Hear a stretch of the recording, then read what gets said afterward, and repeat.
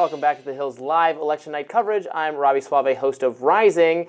And the situation, things are getting a little bit clearer, and Trump people have some definite, tangible reasons for optimism, with Georgia and North Carolina very likely being in the Trump column. They've both been called now by Decision Desk HQ.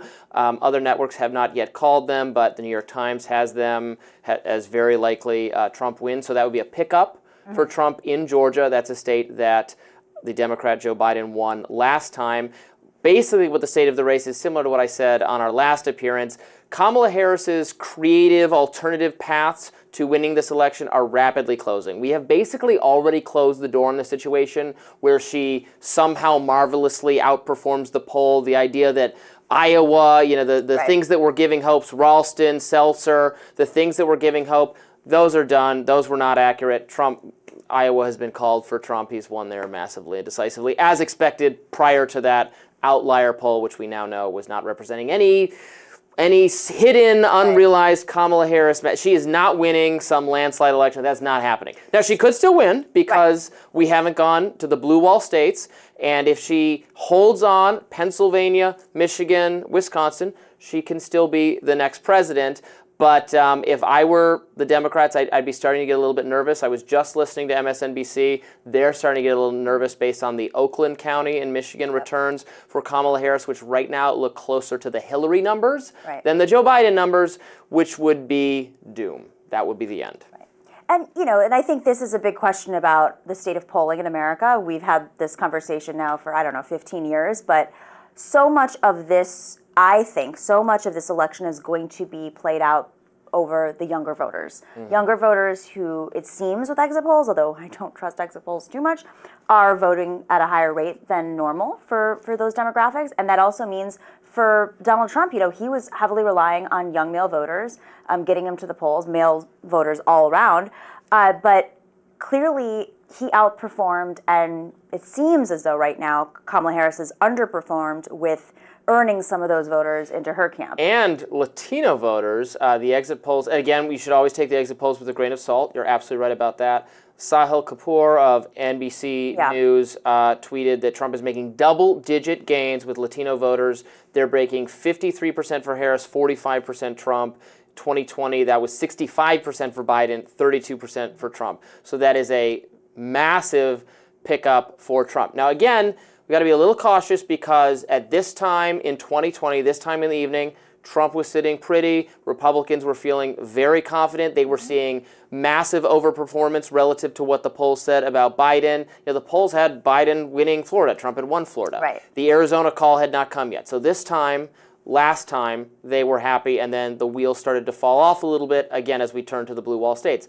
So that could happen, but I don't know. I'm sure there's some. I joked that the panic dial for Democrats has moved from quietly fret to worry, and soon will be panic if we get more unfavorable news from them in the blue wall states. And those.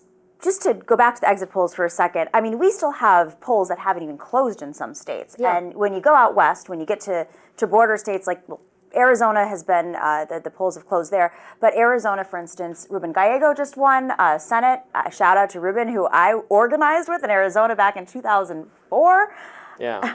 Our lives went down different paths. But Arizona, obviously has a very large Latino vote. So does New Mexico, Nevada, California, really the western states. And I think it's a little early to call those exit polls because, frankly, you're only looking at a couple states where the Latino vote numbers have come in. And in Florida, you've got a very large Cuban vote, which is conservative, as we discussed in the last segment. Incredibly conservative. I'm looking at Pennsylvania. I'm looking to see, how Kamala Harris is performing in some of these areas compared to Joe Biden, which I think was their goal. She spent so much time there, as did Donald Trump.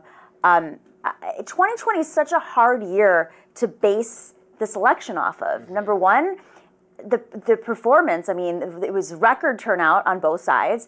Number two, Joe Biden did really well with men. Unexpectedly so. And Kamala Harris was going to face that burden no matter what. So maybe it is looking at the Latinos. And Latinos. And that's going to be That's going to spell a lot of trouble, I think, for Kamala Harris in Arizona and Nevada. You know what? We're going to find out, there are some split ticket voters. You said, yeah, Gallego projected to win by some people. I accept that he's likely to win, defeat Kari Lake. Arizona might very well still go for Trump, however, so that you're going to have a couple cases where the state went for Trump, but elected a Democratic senator, or vice versa. We're going to see that occur. I know people have talked about the utter demise end of the split ticket voters. They're still out there, maybe particularly in Arizona, which is a very independent thinking. Very independent thinking. State, the state of John McCain and Sinema and you and independent and my family. I mean, I don't want to name names of my family, but I have a whole side of my family in Arizona, and I am the odd woman out. I'm Democrat, and for years and years I've had debates with many family members over politics, guns, abortion, you name it. And they all voted for Kamala Harris, and that was something I never. I also have a lot of family members in Arizona. The two places I have family members, I don't have a big family, is Michigan and Arizona.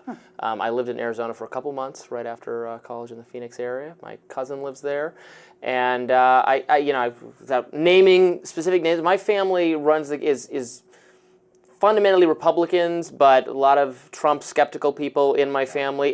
They're the persuadable suburban voters who have cooled on Trump, but were not going to support Biden because once they saw what had happened after the debate, and so maybe Kamala Harris was angling for their votes, was gettable. So those people are out there, and we're going to find out very soon. Could come down to our families. Could come down to our families. I was like panicking. I was calling them up like crazy. Like, what is it going to take? Just get off your couch, please. Just do me a favor. Just one thing in life. Just vote for Kamala Harris.